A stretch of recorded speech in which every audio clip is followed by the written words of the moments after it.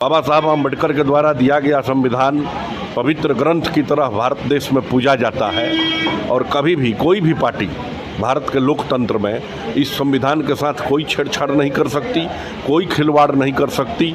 इसमें जो धाराएं, जो सेक्शंस, जो सारी चीज़ें दी गई हैं, ये मोदी की गारंटी है कि संविधान के मौलिक ढांचे से कभी खिलवाड़ नहीं किया जाएगा। निश्चित रूप से सिग्रीवाल जी के हैट्रिक लगी।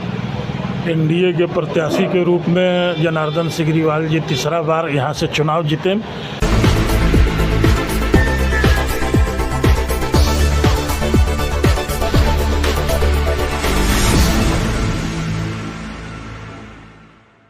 मैं हूं रमेश चंचल और आप देख रहे हैं नवजागरण लाइव। आज हम महाराजगंज लोकसभा क्षेत्र के जनता बाजार में हैं और यहाँ पर बीजेपी कार्यालय है और यहाँ पर सभी गणमान्य व्यक्ति उपस्थित हैं। आइए जानने का प्रयास करते हैं कि चौथा चरण का मतदान हो चुका है, क्या लग रहा है इस बार। सबसे पहले नवजागरण लाइव में स्वागत है बाबा जी। बिल्कुल, जय श्री राम।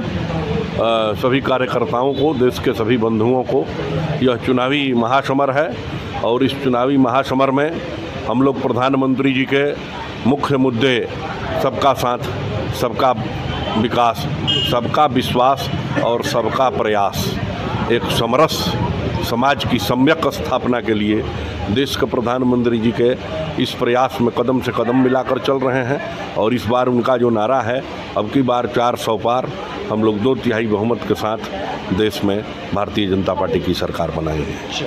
कांग्रेस कह रही है कि इस बार बीजेपी अगर जीती है तो संविधान खत्म कर देगी। यह लोगों में भ्रांति फैलाती है। कांग्रेस पार्टी जो है लोगों में भ्रांति फैलाती है। बाबा साहब अम्बेडकर के द्वारा दिया गया संविधान पवित्र ग्रंथ की तरह भारत देश में पूजा जाता है और कभी भी कोई भी पार्टी भारत के लोकतंत्र में इस संविधान के साथ कोई छेड़छाड़ नहीं कर सकती, कोई खिलवाड़ नहीं कर सकती। इसमें जो धाराएं, जो सेक्शंस, जो सारी चीज़ें दी गई हैं, ये मोदी की गारंटी है कि संविधान के मौलिक ढांचे से कभी खिलवाड़ नहीं किया जाएगा।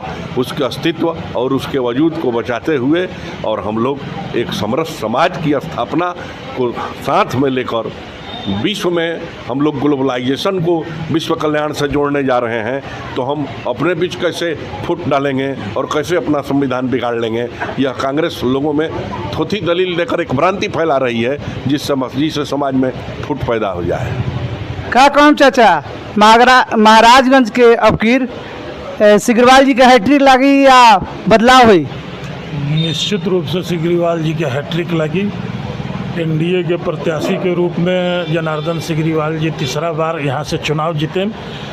चूँकि देश के राष्ट्रवाद के मुद्दा के साथ, विकास के साथ जो प्रत्याशी भी सामने बा 6 जिला से रिजेक्ट बा, इस 7वां वो चाहे उनकर परिवार।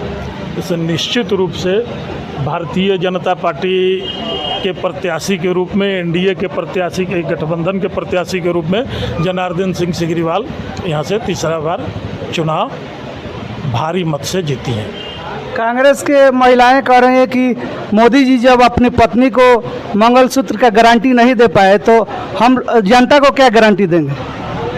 नहीं, ये कांग्रेसियों का काम है भड़काना। अब महिला नेत्रियों का या महिला अपने हमारी बहनों का कांग्रेस में कितना मान सम्मान है और क्या प्रतिष्ठा है, वो अलका लांबा निकल के आई, प्रवक्ता रही, जरा उनसे पूछ लीजिए।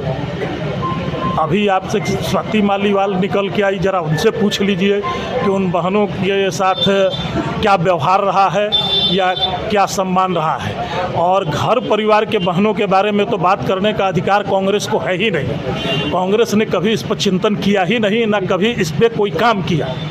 भारतीय जनता पार्टी और नरेंद्र मोदी के नेतृत्व में जो सरकार चल रही है इस देश में, उसने नारी शक्ति वंदन जब अभियान शुरू किया और महिलाओं के लिए पहले नारी शक्ति वंदन का नारा नहीं दिया, पहले उनके जन कल्याण का काम किया कि जो घर की महिलाएं धुआं से मरती थी खाना पकाने में, उनके लिए सर्वसुलभ उज्ज्वला के रूप में गैस का कनेक्शन दिया कि बहनें हमारे धुआं से न मरें, उनको कर्क रोग न हो। वो चिंतन करते हुए तब नारी शक्ति वंदन का अभियान चलाया और उनका सम्मान करता है। इसलिए कांग्रेसियों को कोई हक नहीं है कि ये बात वो कह सके। हमारे साथ हैं जनता बिहार के बहुत ही अच्छे नागरिक राजवल कुशवाहा जी। आइए उनसे जानते हैं, कांग्रेस कर रही है इस सरकार में ना जवान खुश है, ना किसान खुश है, ना आम जनता खुश है। इस सरकार में कांग्रेस का तो काम ही है, परिवारवादी पार्टी रही है और भ्रष्टाचार में हमेशा डूबी रही है। उसी ख्याल से ये सारी बातें करती है। उनके नज़र में यही है, उनको दिखलाई नहीं पड़ता है कि पूरे आज भारत में मोदी जी जैसा प्रधानमंत्री पहली बार मिला है देश को, जो भारत को, जो विदेश के लोग कुछ कर नहीं पाए, टेक्नोलॉजी के क्षेत्र हो या विश्वगुरु बनने के जो कतार में भारत को उन्होंने खड़ा किया है। कोई चांद पर अंधेरा जहाँ रहता है सालों भर, वहाँ किसी के पास टेक्नोलॉजी है क्या कि चंद्रयान को भेजे, लेकिन भारत ने मोदी जी के नेतृत्व में वहाँ पर चंद्रयान भेजा और तिरंगा लहरा दिया। तमाम जो महिलाएं हैं, दूसरी जाति की मुस्लिम महिलाएं थी, उनके लिए जो तड़पती रहती थी कि दूसरी महिलाएं उनकी तरह हमें अधिकार मिले, का उनका जो मिला है हमारा भी मान सम्मान हो, उन्होंने 3 तलाक को ख़त्म कर दिया।